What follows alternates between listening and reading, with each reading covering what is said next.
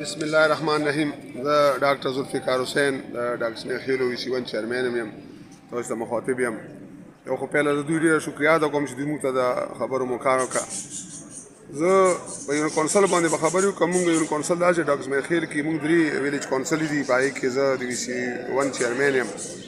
داسې وه چې موږ خلکو ته خدمات کړی و. زه دې خلکو ته ګورم، دوی خلکو کې هغسې پخوا وانچنیز د شعور په خلکو کې شته.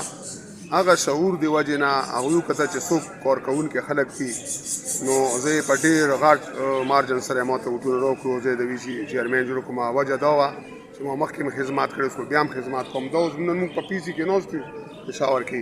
دا هم د خدمات د وجې دلته موږ راغلو چې موږ خدمات کوو. موږ ته دلته دوات راکړل شوی، ټریننګ راکوي، موږ په علاقې باندې کارونه کوو.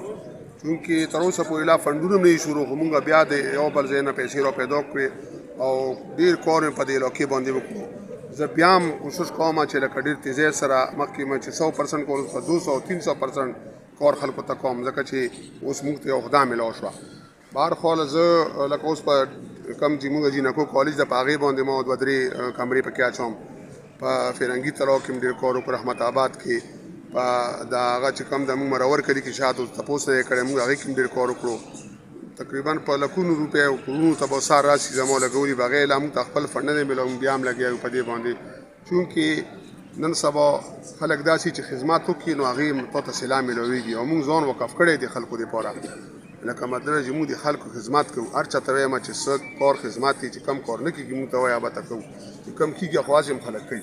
دا تاسې دواګانې دي، موږ ته دوا کوي. خدای دې ټول مو خوشحال آباد لري چې یو بل خدمات وکړی شو. په امان. پاکستان زنده باد.